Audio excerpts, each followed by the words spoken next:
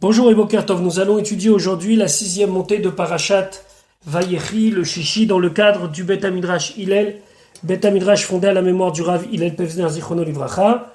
Notre étude commence au livre de Bereshit, Perek Mem Tet, 49e chapitre, Pasuk Rav Zayin, verset 27. Nous allons tout de suite étudier la bracha que Yaakov accorde à son dernier fils Binyamin. Binyamin, Ze'ev Yitraf, tu es un loup qui dévore. Baboker, le matin, Yochal Ad, il mangera la proie. Velaerev, et le soir, Yechalek Shalal, il partagera le butin. Nous allons voir maintenant de quelle manière Rashi explique cette bénédiction qui est en réalité une prophétie. Rashi Chavzain, Benyamin Zev Yitraf. Ici, on ne comprend pas bien. Est-ce que c'est Benyamin qui va être dévoré par un loup ou c'est Benyamin le loup qui dévore? Rachid expliquait Ze'ev ou Benyamin est un loup, Asher Yitraf qui va dévorer les autres. Niba ici, Yaakov, il a eu une prophétie. Al Sheyu Atidim Liot Khatfanim.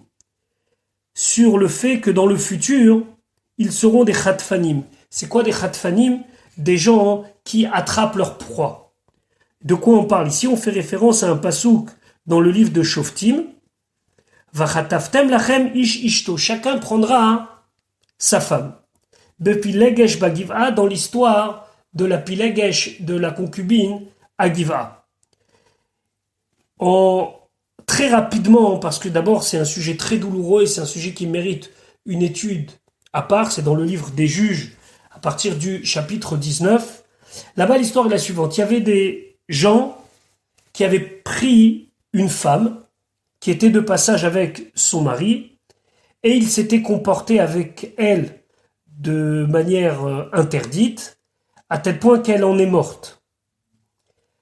Donc suite à cela, lorsque le mari a prévenu d'une façon tout à fait horrible toutes les tribus d'Israël de ce qui s'était passé, les tribus d'Israël se sont rassemblées pour donner une leçon à la tribu de Benyamin, et donc ils les ont attaqués, et il y a eu une guerre civile, ça veut dire les tribus d'Israël contre Benyamin, où là-bas, énormément d'hommes de la tribu de Benyamin sont morts. Suite à cela, les Béné Israël, ils ont pris aussi une autre décision, que personne ne se mariera avec les filles de Benyamin. Seulement, à leur retour de la guerre, ils se sont aperçus que ce qu'ils avaient fait était une grande erreur. Parce que si c'était le cas, alors arrivera une époque où il n'y aura plus de tribus de Benyamin. Et s'il n'y a plus de tribus de Benyamin, on touche aux 12 tribus d'Israël. Il fallait absolument qu'il y ait 12 tribus, Benyamin inclus. Alors avec tout un stratagème halachique, ils vont réussir à faire que les jeunes filles qui étaient restées vivantes de la tribu de Benyamin vont être prises par des hommes pour pouvoir continuer à avoir une tribu de Benyamin. Et là-bas, le terme c'est Vechataftan lachem ishishto. Chacun va prendre, il va comme un loup qui va attraper sa proie, une femme. Donc, c'est pas un épisode très glorieux que ici Yaakov prophétise. Après, Rachid nous amène une autre explication. Veniba, il a une prophétie al Shaoul sur Shaoul. Shaoul, le premier roi qui était de la tribu de Benyamin, Sheye Notsach Boivav Saviv, qui va vaincre ses ennemis tout autour de lui comme un loup. Comme c'est marqué chez Neymar, Ve Shaoul Lachad Amlucha, que Shaoul a pris la royauté, Vailachem Saviv, et il a lutté contre tous les peuples qui étaient autour de lui, Bemoav ou Beedom, etc., etc. Ou Vechol Asher Yifne, et dans tous les endroits où il se retournait, Yarshia, il arrivait à gagner et à les anéantir. Donc là, la comparaison au loup est une comparaison positive.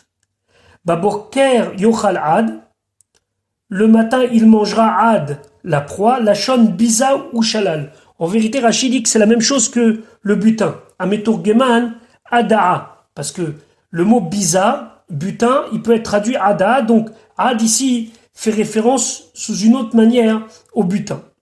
Viod Yeshlodome Belachon Ivrit, on retrouve aussi ce mot-là Ad en ivrite et pas seulement en araméen. ce qui veut dire que Ad et Shalal, même dans le Lachon Ivri, ça veut dire un butin. Az, Chulak, Ad, Shalal. Ici, Ad, c'est comme Shalal, c'est un passouk de Ishaïa. Ve'al Shaoul ou Omer, et sur Shaoul, Yaakov, il dit, She'amad betrilat bekaran, ou zirchata shel Israël. Qu'est-ce que ça veut dire? Que Shaoul, il s'est levé, betrilat bakran, au début du matin, ça veut dire au début où le Ham Israël allait devenir un peuple avec une terre et un roi, au zrichatam shel Israël, et au moment où va apparaître le peuple juif en tant que peuple organisé, puisqu'il sera le premier roi d'Israël. Vela erev yichalek shalal, et le soir il va partager le butin, af, même, meshitishka shimshan shel Israël, même lorsque va se coucher le soleil d'Israël. Ça veut dire que le peuple juif va décliner al yedé Nebuchadnezzar par Nabucodonosor, Shiyaglam les Bavel qui va les envoyer en exil à Bavel. Yechalek Shalal. Malgré tout, on continuera à partager le butin. De quoi on parle? Mordechai et Esther. Mordechai et Esther. Shehem mi Binyamin qui était de la tribu de Binyamin. Yechaleku et Shelal Haman. Ils vont partager le butin d'Aman. Chez Nehemar, comme c'est marqué que Achashverosh, à la fin de la Megillah, il dit à Esther, Ine bet Haman natati la Esther. Voici la maison de Haman, j'ai donné à Esther. Et Onkelos Tirgem, et Onkelos lui donne une autre explication. Al Shela la Kohanim Bekoche Hamigdash. Par le fait que les Kohanim, ils ont un butin, ils gagnent leur vie par tout ce qui est sanctifié au Bet Hamikdash. Le matin, il y avait le Korban Tamid. Le soir, il y avait l'autre Korban Tamid. Et le soir, les Kohanim se partageaient les Korbanot, les sacrifices qui étaient faits au cours de la journée. Vous allez me dire quel rapport avec Binyamin? Il ne faut pas oublier que le Arabaït, le mont du Temple et le Bet Hamikdash est en partie dans le territoire réservé à Binyamin. Donc, ce qui fait le lien avec les Kohanim. Donc, ici, on a vu plusieurs manières d'expliquer cette comparaison avec le loup. Maintenant, la Torah revient sur la fin des bénédictions. Tous les enfants, et même petits-enfants, Ephraim et Ménaché, ont été bénis. Pasuk Rafret, Kol Ele, tout cela, les enfants de Yaakov, Shifte Israël, ce sont les tribus d'Israël.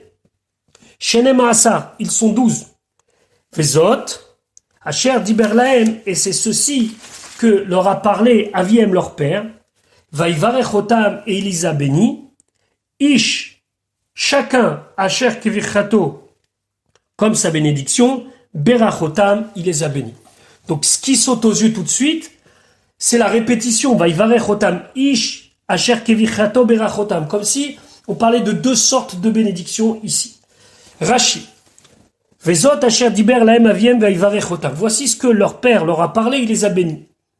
Une question se pose, Ve'alo yesh mehem, Valo et voici yesh mehem, il y a parmi eux, Shelo Beracham, que Yaakov n'a pas béni, et là, Kiteram, au contraire, il leur a fait des remontrances. Par exemple, Reuven, Shimon, sur Shimon et Lévi, il dit Arou Rapam Kiaz. Il maudit la colère de ces tribus-là. Elle est où la bénédiction? Elle a car Perusho. Voici l'explication. Vezot Asher Diber Laem Aviem. Voici ce que leur père leur a parlé, Machénémar Beignan. Ce que nous disons maintenant. Ça veut dire quoi ce que nous disons maintenant? Chacun selon ce qu'il a reçu dans le morceau qui lui était réservé. Certains dit vrai bracha, certains c'était que des bénédictions, certains dit vrai tochacha, d'autres c'était des remontrances. Yachol shelo berach les Reuven, Shimon et Lévi. Donc est-ce que c'est possible de dire que Reuven, Shimon et Lévi n'ont reçu que des remontrances et pas des bénédictions? Talmud Boudlomar, il veut nous dire la Torah va yivarech otam, quand même il les a bénis. Kulam bemashma. Donc à part le fait qu'il leur a parlé, il leur a donné des dernières recommandations, il leur a fait quelques remarques, et ça c'était valable pour Reuven, Shimon et Lévi. À part ça, va yivarechotam. Ish asher kevichato, chaque homme selon sa bénédiction, bracha atida lavo.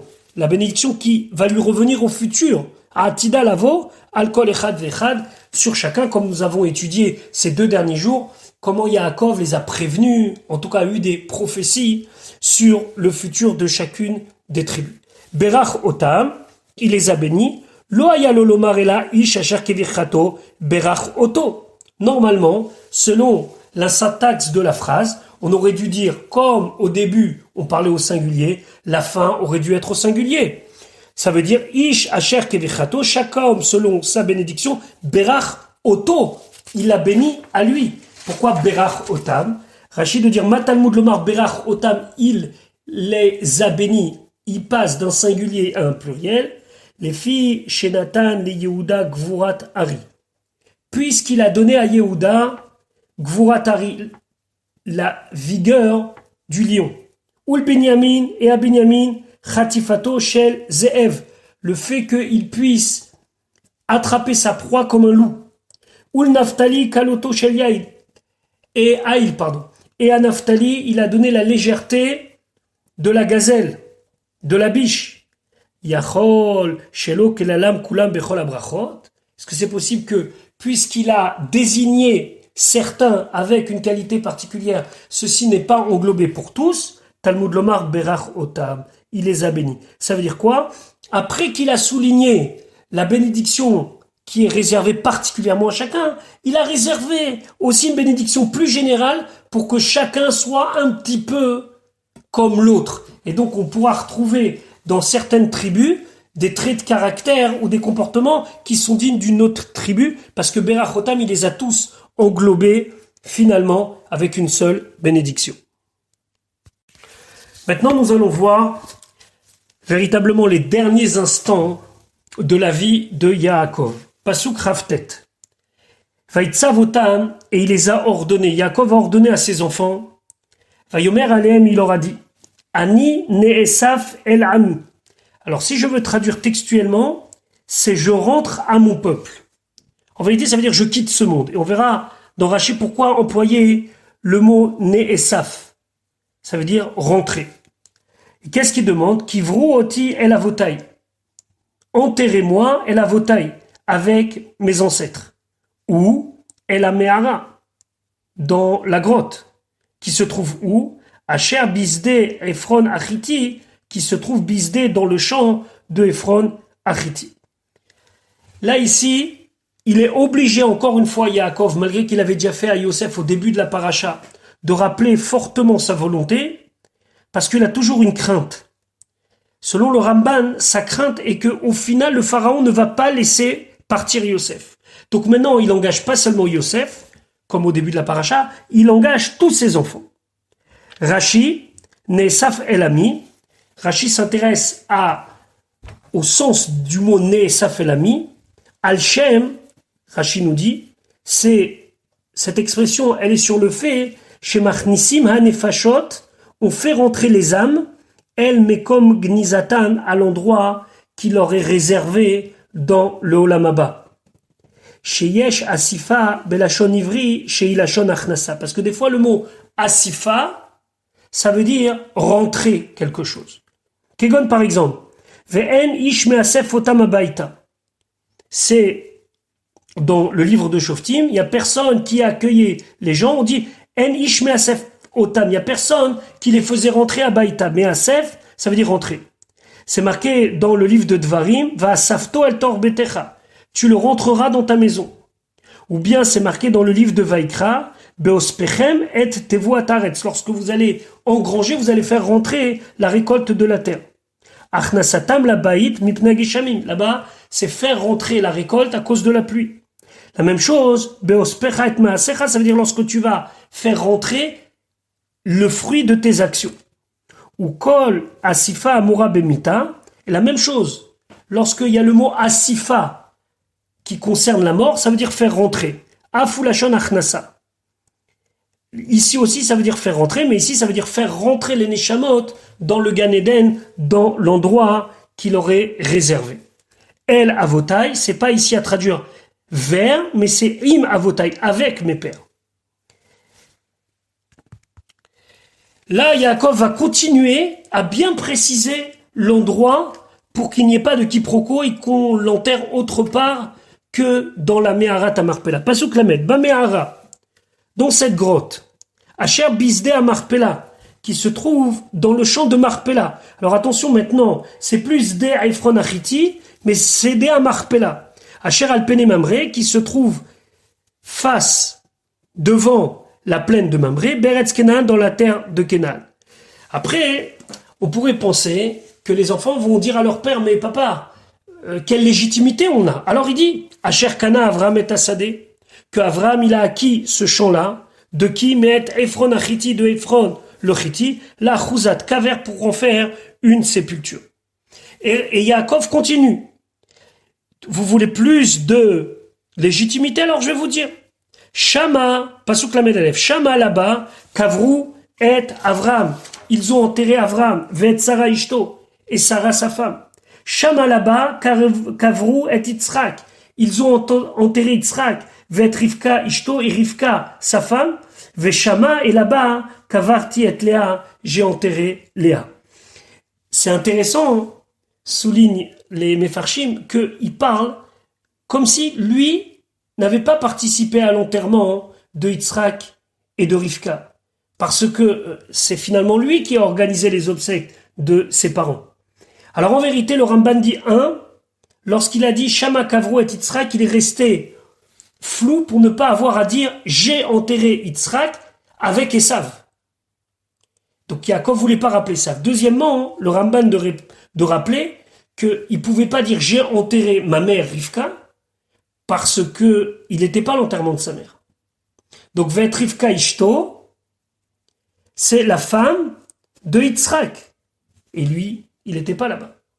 Veshama Kavarti et Léa, il finit par dire moi, j'ai pris déjà une place, une avance, entre guillemets, sur Esav, puisque j'y ai enterré Léa. Pasuk Lamed Bet, Mikne Hasadeh, l'acquisition du champ, Ve'amehara, et de la grotte à Cherbo qui s'y trouve, Me'et Benechet, tout ça a été fait en bonne et due forme devant tous les Benechet. Pour pas que là on puisse dire, oui, mais c'était un achat particulier d'un homme particulier. Non, non, non. Tout est dans l'art. Tout a été fait comme il faut, vous n'avez rien à craindre, emmenez-moi là-bas et allez m'enterrer là-bas. Maintenant, nous allons voir le moment où Yaakov quitte ce monde. Pasuk Lamed Gimel Vaïchal Yaakov a terminé les Tzavot et Banav de donner ses dernières recommandations à ses enfants. Vaïe Esof Raglav, il a rentré ses pieds, El Amita, dans le lit. Jusqu'à là, il était assis. On a vu au début du Perek Memchet, Vayeshev Alamita. Il était installé sur le lit, il était assis sur le lit. Là, Vaïgva. Donc, il a eu son dernier souffle, il a laissé partir son dernier souffle. Dans les Chumashim, c'est traduit il expira. J'ai beaucoup de mal à traduire comme ça parce que expirer, ça a un sens fin définitif, comme une date d'expiration.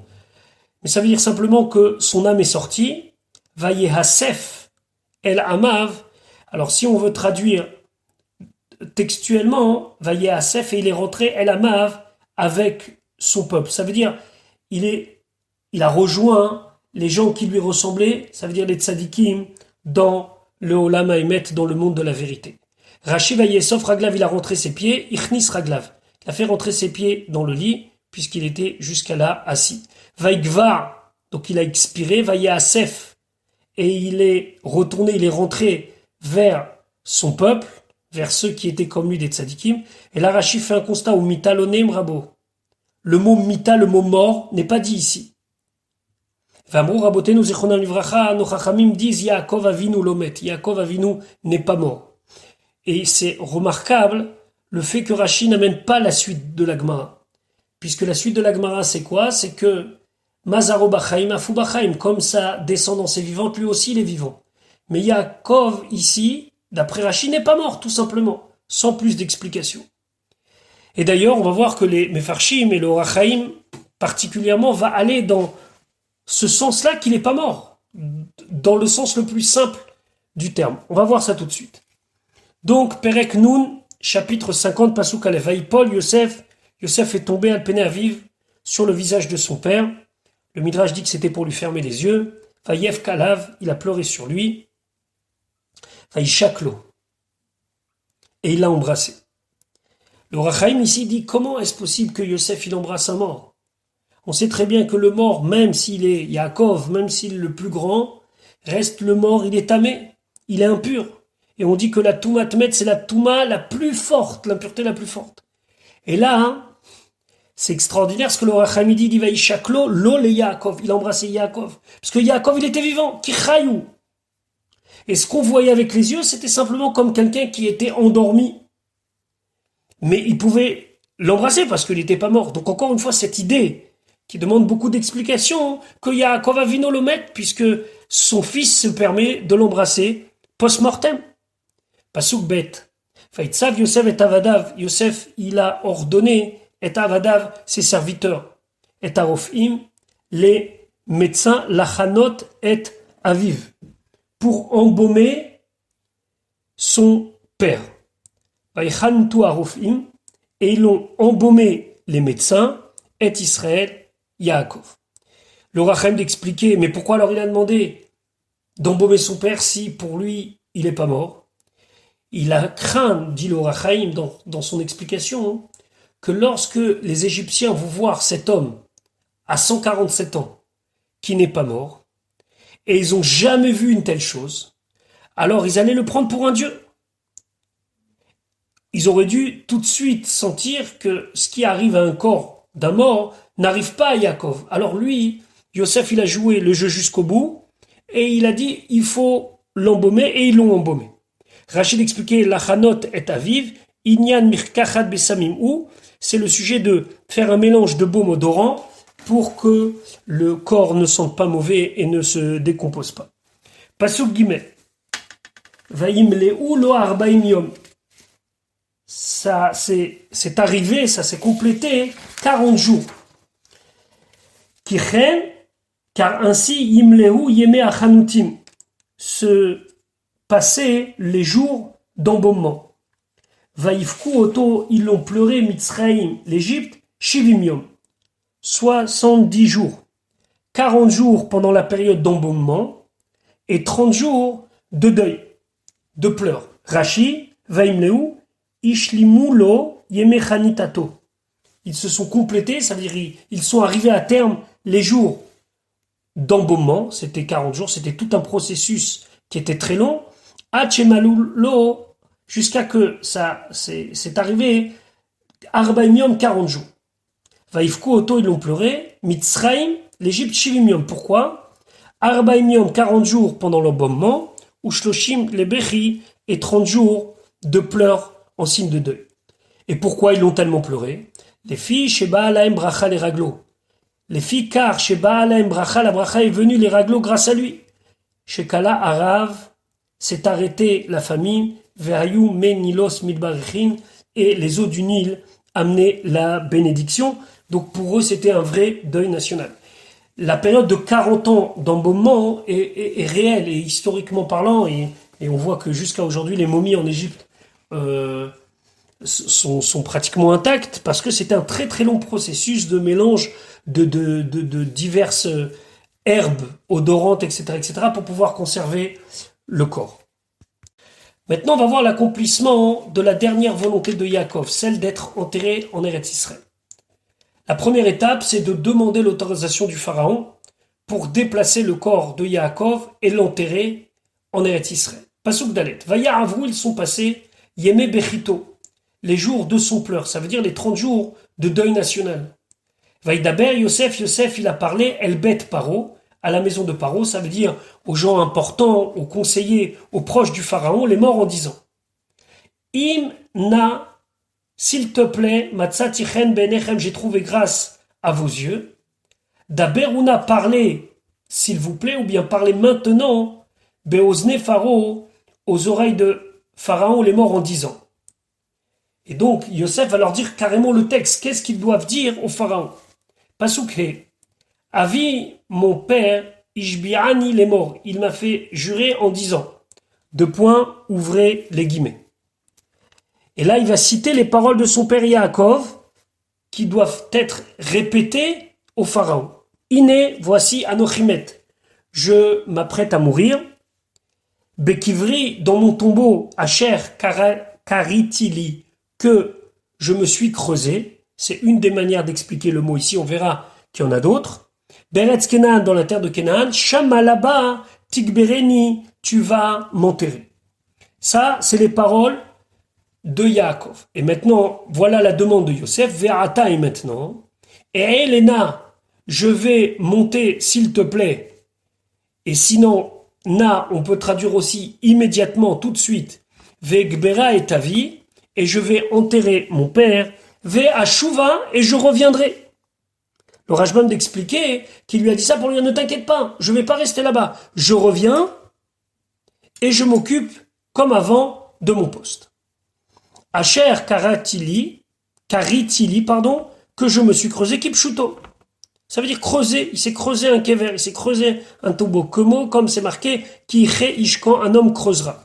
Ou midrasho, et le midrash, od mityashev ala lashon, qui peut encore correspondre au langage, que moi cher kaniti. Ce qui veut dire ici que j'ai acquis, il n'a pas véritablement physiquement parlant creusé, mais qu'il a acquis. Et kariti, c'est acquérir. Et on amène une preuve. C'est marqué dans la Gemara de Rosh Hashanah, Rabbi Akiva il dit que shalarti lechechea yam hayu korim le mechira kira. Quand je suis parti dans les villages éloignés de la mer, on appelait une vente kira. Kira, ça veut dire une vente. Et là, on dit kariti li, que j'ai acheté. Puis, midrasho, il y a une autre explication dans le midrash. Leshon keri, ça veut dire un tas. Des gourds. Chez Natal Yaakov, que Yaakov, il a pris kol kesef vezav, tout l'argent et l'or chez Vimubet Lavan, qu'il avait amené de la maison de Lavan.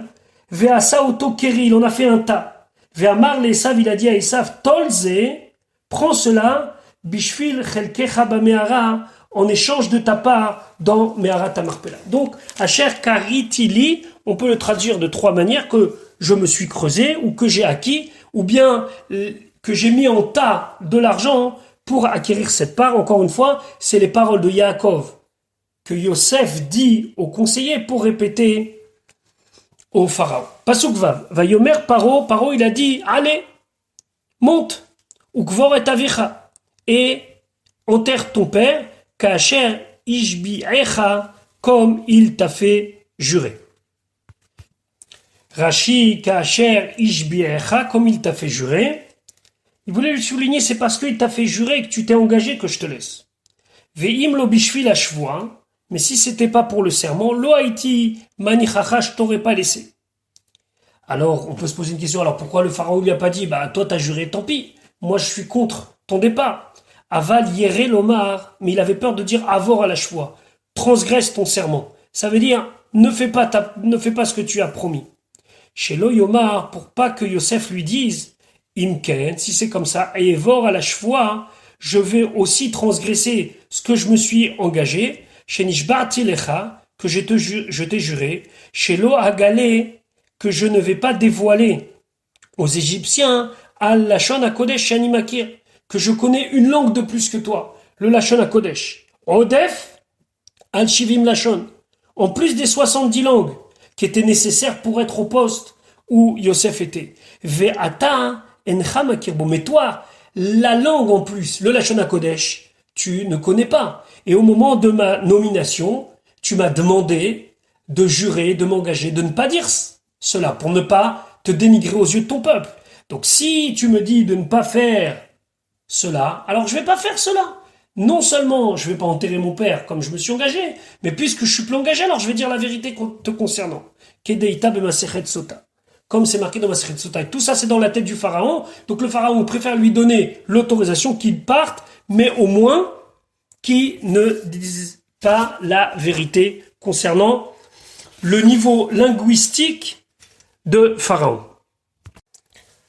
Maintenant, la Torah va nous décrire l'enterrement de Yosef, en tout cas le début de l'enterrement, la procession qui a eu lieu en Égypte. Pasuk Zayin. Vaya'al Yosef, il est monté, Ligvor et Aviv, pour enterrer son père. Vaya'alu Ito, ils sont montés avec lui. Kol Avde Pharaon, tous les serviteurs de Pharaon, ça veut dire les princes et les ministres. Zikne Beto, les sages de la maison de Pharaon. Vechol Zikne Eretz Mitzrayim, et tous les sages d'Égypte en général. il était, selon le Sforno, le sage parmi les sages pour toute la génération. Il y a un passouk de Télim qui dit « Uzekenav yechakem ». Il était plus intelligent que les sages de Mitzrayim. Donc ils accompagnent Passoukret, mais pas seulement eux. Chol bet Yosef, toute la maison de Yosef, ça veut dire toute sa famille, sa femme, ses enfants.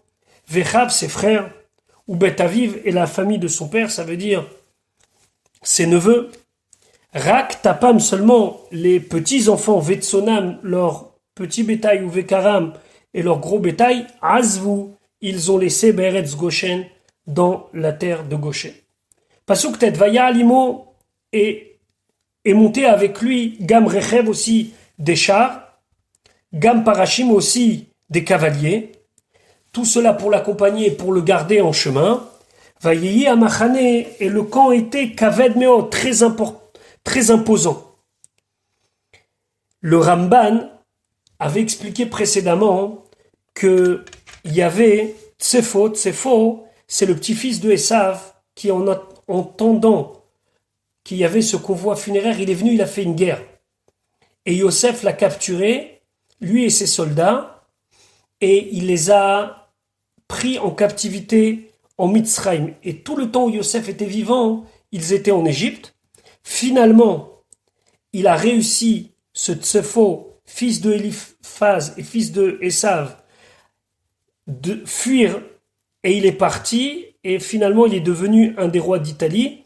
Le Ramban se base sur le livre de Yosef Ben Gurion, le Yosephon, le Flavius Joseph, pour décrire ceci. La Torah continue à nous décrire l'enterrement de Yaakov depuis son départ en Égypte jusqu'à l'arrivée en Eretz Israël. Pasuk Yud Vayavo, ils sont venus, donc Yosef, ses frères et tous les gens qui accompagnaient le cercueil, Ad Goren à Atad, jusqu'à Goren à Atad. Goren à Atad, pour bien traduire, il faudrait expliquer comme ça. Goren, c'est l'endroit où est rassemblée la récolte, et généralement cet endroit-là était clôturé, et cette fois-ci, c'était clôturé avec des épines. C'est pour ça qu'on appelait cet endroit-là Goren à Atad. Où se trouve cet endroit-là géographiquement? Cher Be'ever et Yarden, c'est du côté ouest du Jourdain, c'est Eretz Kenaan. Vaïspedou Sham, et ils ont prononcé des oraisons funèbres là-bas, Misped Gadol, un grand esped, une grande oraison funèbre, Vechaved Meod, est très importante.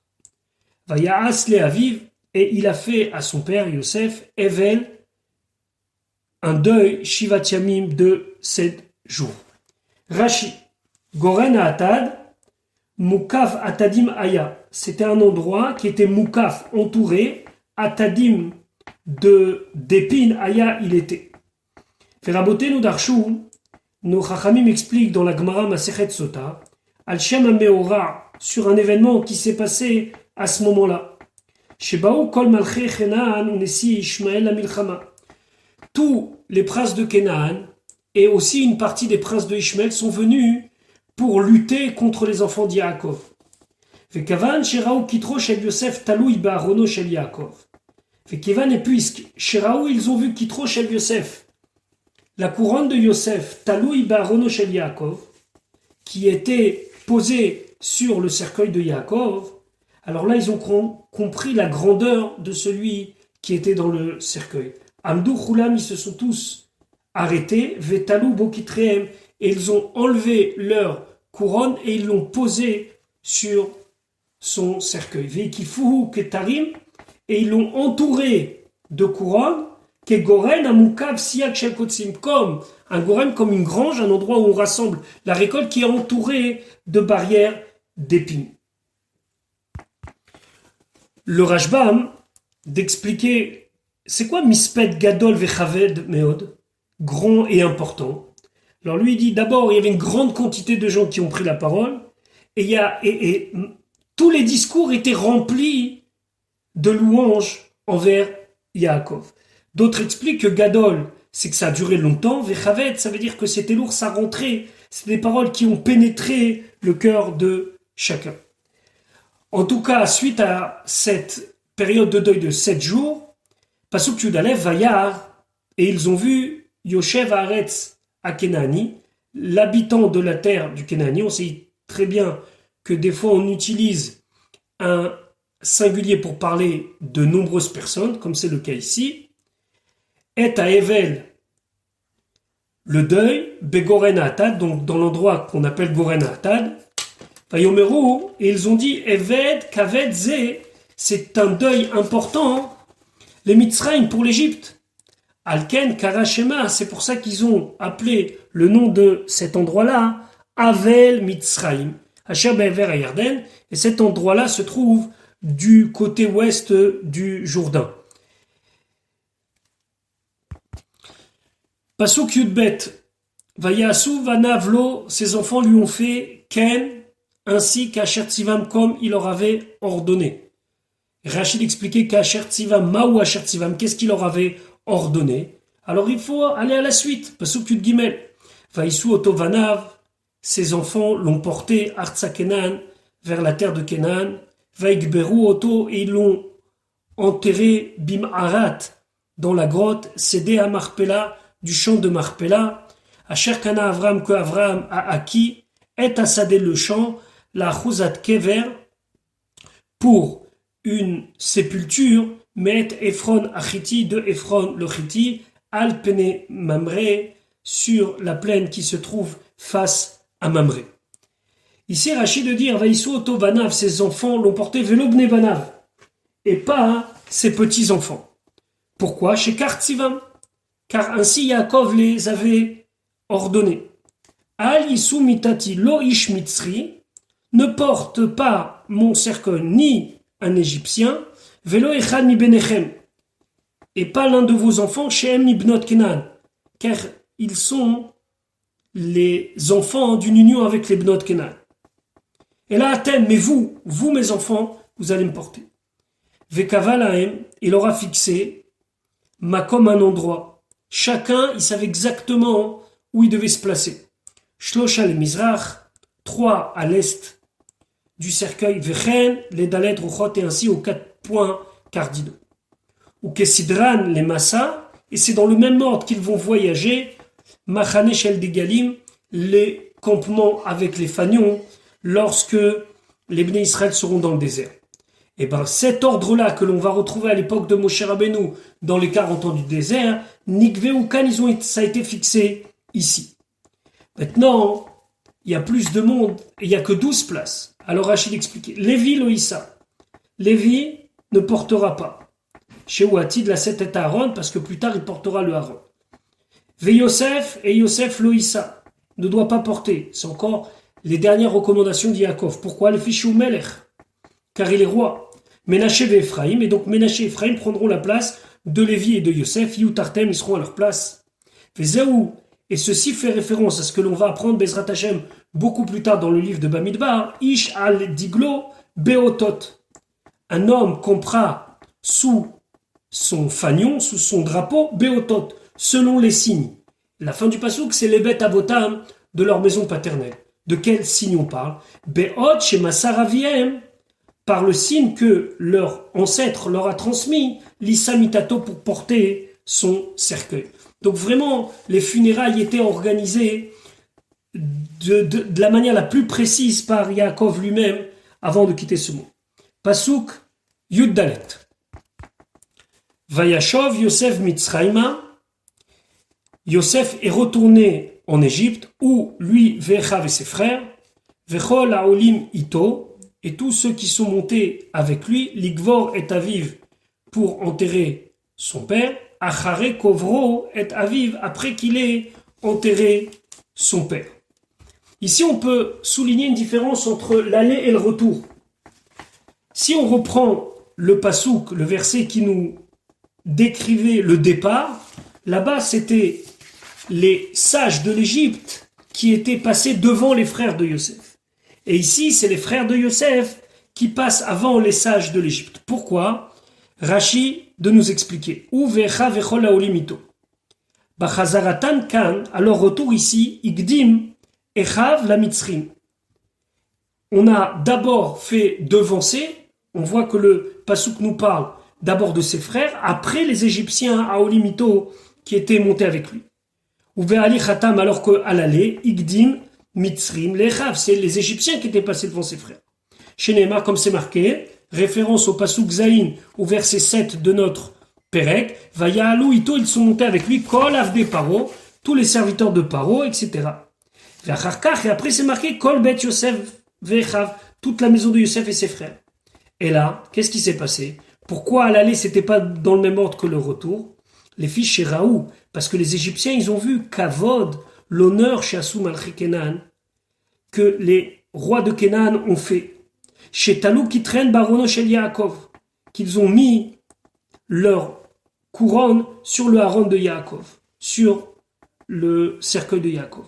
Alors à ce moment-là, Nahagou Bem Kavod, ils ont eu de l'honneur encore plus important pour les frères de Yosef et ils les ont laissés passer devant.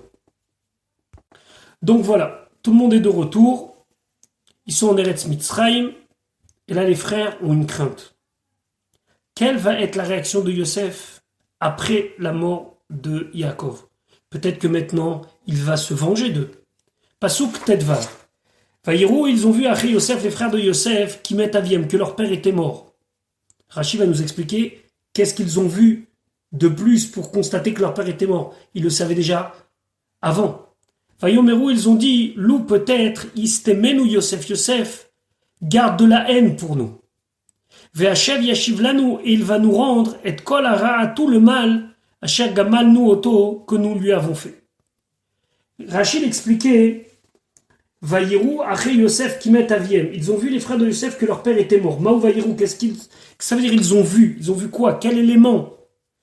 Ikirou, ils ont ressenti Bemitato, sa mort, la mort de Yaakov et de celle de Yosef, chez Yosef. Il y a eu un changement de comportement de sa part. Shayou Regilim, Lisrod Imo, car ils étaient habitués de manger avec lui, Al Shulchano Shel Yosef, à la table de Yosef. Vayam Karvan, et il leur faisait de l'honneur, Bishvil Kavod Aviv, pour l'honneur de son père. Ou Mishemet Yaakov, et lorsque Yaakov est mort, Lokeravan, il ne les a pas honorés, il ne les a pas rapprochés. Donc c'est ça qu'ils ont vu, un changement de comportement chez Yosef. Rachid va nous expliquer le mot lou. Lou yistemenu. Rachid expliquait Shema peut-être yistemenu. Il a gardé de la haine pour nous.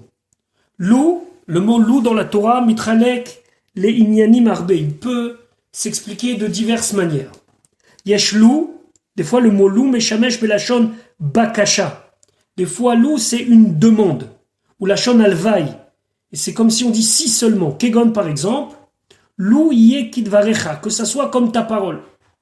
Lou shemaeni, si seulement tu m'avais écouté. Lou ohalnu, lou motnu, si seulement nous serions morts. Donc ça c'est la première manière d'expliquer lou. Alvaï, c'est une demande, si seulement. Yeshlu meshamesh belashon im.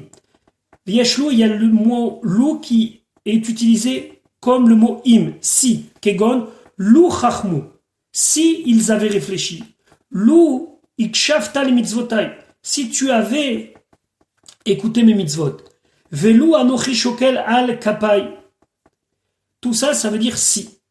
Veyeshlu meshamesh, pardon, belashon shema. Des fois, le mot lou, il est utilisé comme peut-être. Par exemple ici, lou yistemenu, peut-être, il nous a gardé de la haine. Il n'y a pas un autre pasouk dans toute la Torah où le mot lou se traduit par peut-être si ce n'est que notre pasouk. Veu lachon oulai, c'est comme oulai, peut-être. Kemo, comme c'est marqué, on l'a vu plus haut, oulai lotelech haisha harai, peut-être la femme ne me suivra pas, c'est les paroles de Eliezer. Lachon shema, ça veut dire peut-être. Veyashulai, d'ailleurs le mot oulai aussi, mais lachon bakasha, ça veut dire aussi une demande. Kegon, oulai yireh Hashem be'eni. Peut-être qu'Hachem y voit ma souffrance. Oulai Hashem oti. Alvaï, si seulement Hachem serait avec moi. Aveukmo louye kidvarecha. C'est comme nous avons vu louye kidvarecha, si seulement ça pouvait être comme ta parole. Vyesh oulai belachon im, et des fois oulai c'est im, si. Oula yesh hamishim tzadikim, peut-être qu'il y a 50 tzadikim. En tout cas, le mot loup peut se traduire par si seulement, ou bien si, ou bien peut-être. D'ailleurs, comme le mot oulaï. Ici, loup, istemenu, ça veut dire peut-être qu'il nous haït, il nous a gardé de la rancœur. Il faut quand même comprendre le comportement de Yosef. Pourquoi il les invite plus? Le Midrash, il dit, Amar Rabbi Tanchuma. Rabbi Tanchuma, il dit, tout ce qu'il a fait, c'était les Shem Shamaim. Et il s'est dit, précédemment, mon père, il m'a placé au-dessus de Yehuda, qui est le roi, et au-dessus de Reuven, qui est l'aîné. Et je l'ai fait par respect pour papa. Maintenant qu'il n'est plus là, j'ai plus de raison de le faire. Comment je vais faire? Je vais m'installer en bout de table comme si j'étais le chef, alors que est attablé mon frère aîné et Yehuda qui représente la royauté. Alors il a décidé de ne plus les inviter, comme ça il n'y aura pas de problème de placement de table. Qu'est-ce qui a aussi éveillé chez eux cette crainte? Le Midrash Tanchuma dit que lorsqu'il était de retour d'Eretz Kenan pour retourner en Eretz Mitzrayim, Yosef et tous ceux qui l'accompagnaient sont passés par l'endroit où il a été mis dans le puits, dans le bord. Et là, Yosef a dit, Baruch she'asa lines bamakom hazeh. Béni soit Hachem qui m'a fait un miracle dans cet endroit-là. Quand les frères ont entendu ça, ils ont dit, ah, c'est qu'il se souvient encore de ce que nous lui avons fait. Et donc, ça a réveillé chez eux cette crainte. Pasuk Tetzain, Vayitzavu el Yosef. Ils ont envoyé un messager à Yosef. Les morts en disant, Avicha Tziva, ton père a ordonné l'ifnemoto avant sa mort. Les morts en disant, Rashi, Vayitzavu el Yosef, ils ont envoyé un messager à Yosef. Ici, ça ne veut pas dire ordonner. Rashi nous dit que mot comme c'est marqué Vayitzavem el Bnei Israël. Il les envoya comme messagers sur les Bnei Israël. On parle ici de Moshe et de Aaron. Siva, les Moshe ou Aaron, il a ordonné à Moshe et Aaron, liot shluchim, qu'ils soient des émissaires, el Bnei Israël ou Bnei Israël. Avzemem ici, Vayitzavu el shelocham, ils ont ordonné à leurs messagers, liot shaliach et Yosef, d'être messagers auprès de Yosef, lomar loken, pour lui dire ainsi ce que nous allons voir tout de suite dans le Perek Yudzeh. Et qui ils ont envoyé? Et mitzivu, qui ils ont mandaté? Et Bene Bilha, les enfants de Bilha, Shayu Regilim Etzlo, parce qu'ils avaient l'habitude de fréquenter Yosef Shenemar, comme c'est marqué, nous l'avons vu dans Parashat Vayeshev, Ve'u Nahar et Bene Bilha, ils passaient du temps avec les enfants de Bilha. Et donc, ils ont inventé un ordre de Yaakov, puisque Avicha Tziva, ton père a ordonné, Rachid nous dit Shinu Badava. Ils ont changé les mots Mipnei Hashalom pour la paix. Kilo Tziva Yaakov Ken, car Yaakov n'a pas ordonné cela. Pourquoi? Shelo Nirshad Yosef Benaf, car en aucun cas Yosef aurait été soupçonné de sa part d'être quelqu'un qui aurait eu le moindre sentiment de haine et à plus forte raison, le moindre comportement de vengeance envers ses frères. Donc c'était une pure invention, ou en tout cas un changement des paroles de Yaakov, Mipnei Hashalom pour la paix. Mais voilà ce qu'ils lui demandent, et voilà ce qu'ils disent au nom de Yaakov. Pasuk Yudzaïn, Kotomeru le Yosef, comme ça vous allez dire à Yosef, Anna, s'il te plaît, Sana, pardonne maintenant, Pesha Achecha, la faute de tes frères. Vechatatam, et leurs fautes, leurs erreurs. Kira'a gemalucha, car ils t'ont fait du mal. Ve'ata, et maintenant, Sana, s'il te plaît, pardonne les Fesha pour la faute. Avde Eloke Avicha, les serviteurs du Dieu de ton père. Vayef Yosef, Yosef il a pleuré. Bedaberam Elav, quand ils ont parlé avec lui, c'est-à-dire les enfants de Bilha, selon Rashi, qui lui ont dit. C'est quoi Pesha Achecha Vechatatam? Pesha, c'est quelque chose de grave. Ils ont souhaité ta mort. Vechatatam, et leur faute, c'est qu'ils t'ont vendu comme Eved. Rashi, Sana, les Fesha Avde Eloke Avicha, pardonne à la faute des serviteurs du Dieu de ton père. Im Avichamet, si ton père est mort, Elokav Kayam, son Dieu existe. Vem Avadav, et eux, c'est les serviteurs de ce Dieu-là. Donc, respecte-les. Amar Rabbi Yosef bar Chanina, la Gemara dit dans Yoma, Rabbi Yosef bar Chanina, il dit, Kol hamevakesh min chavero, tout celui qui demande quelque chose d'un ami, Ali vakesh minu yoter mi shalosh pamim. Il faut lui demander 3 fois, comme c'est le cas ici. Anna, sana ve'ata sana. Par 3 fois, s'il te plaît, pardonne maintenant. Et donc on voit que faut pas trop insister, 3 fois c'est suffisant. Pourquoi il pleure Yosef? Yosef Pachout, son cœur fond d'entendre une telle chose. Pasuk Yutret, Vayelechu gamechav. Et ses frères, ils ont été aussi. Ça veut dire que c'est eux qui ont été vers lui et qui ont, en plus des paroles des émissaires, ils ont rajouté de leur propre part, Vaïpelo, les fanav, ils sont tombés devant lui, Vaïomero, et là ils lui ont dit, Inenu lecha la avadim. Nous sommes pour toi des esclaves. Vayelechu gamechav Mosef halashtichut. En plus de la mission, ils ont rajouté. Pasuk Yutet, Vayomer alem Yosef, Yosef il leur dit, Al tiraou, n'ayez pas peur. Ki atachat Elokim ani, est-ce que moi je suis à la place de Dieu?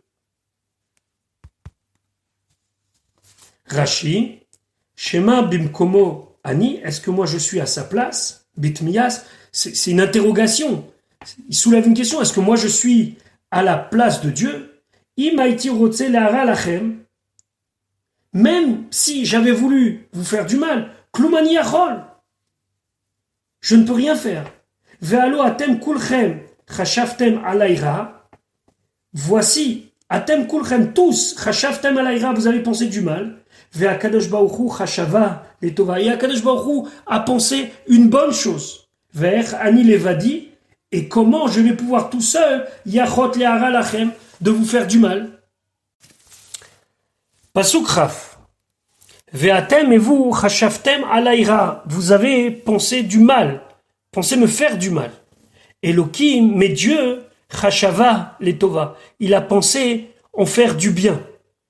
Les ma'anaso, afin que je puisse faire kayom azé, comme ce que vous voyez aujourd'hui, les achayot amrav, de faire vivre et faire exister un peuple si nombreux de la maison de Yaakov.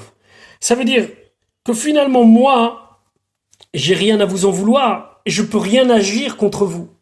Car, comme ça explique l'Or HaChaim, même si quelqu'un veut donner du poison à un ami, et il se trompe et il lui donne du vin, on peut rien lui reprocher, parce que tout ce qu'il a fait, ce n'est que du bien. C'est exactement la même chose. Je ne vais pas juger sur ce que vous avez pensé faire, je juge sur les faits. Les faits sont que grâce à cela, il n'y a que du bien qui est sorti, puisque grâce à cela, je suis à cette place et je peux vous faire exister. Voilà pour la 6e montée. Bezrat Hashem, rendez-vous pour la 7e montée de Parashat Vayikra.